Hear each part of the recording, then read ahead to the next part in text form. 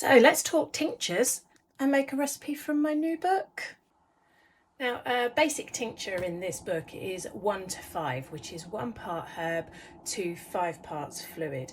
You can do this using ordinary vodka, but the vodka in this country sits around 37%, and there are some plants which can benefit from a higher volume of alcohol to really draw out their properties.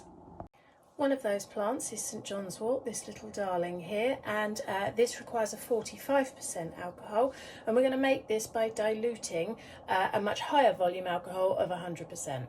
So when we're talking about 100% alcohol, what we're actually talking about is ethanol, and specifically food grade ethanol.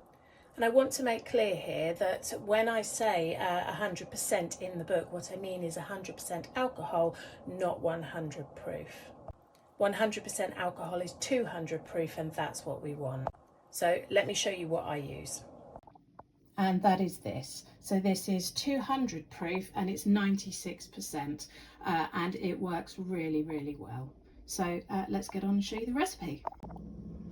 Now, the good thing about the recipes in this book is if you're using 100% alcohol or 200 proof, the calculations for diluting it to 45% or whatever percentage you need are all done for you.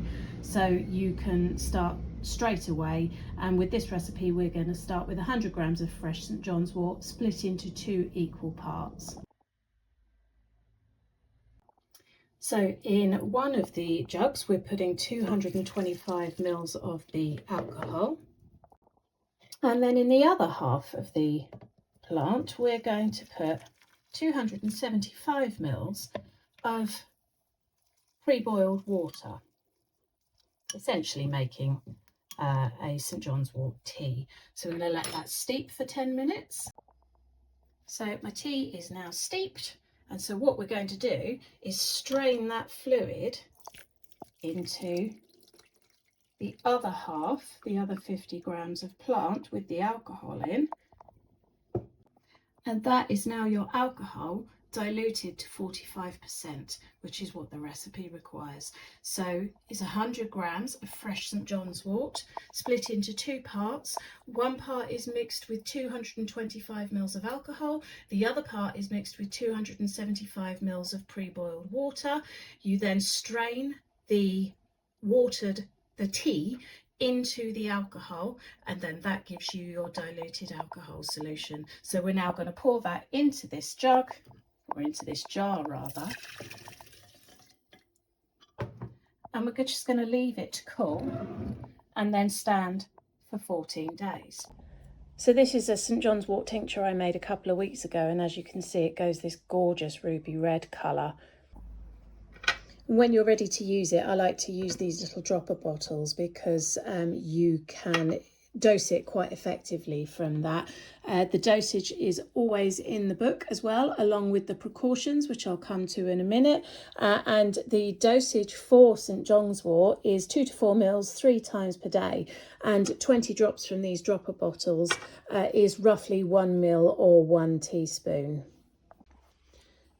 You can use St John's wort for things like anxiety, depression, seasonal adjustment disorder, but do bear in mind that it is quite a powerful medication. A lot of people think because it's come from a plant it's benign. That's not the case. It can certainly interact with things like the contraceptive pill and make it less effective. And if you use it alongside other antidepressants, that can be a problem. So do bear that in mind as well. In all of these cases, I tend to steer away from ever giving them to people who are pregnant, breastfeeding, or children under 12.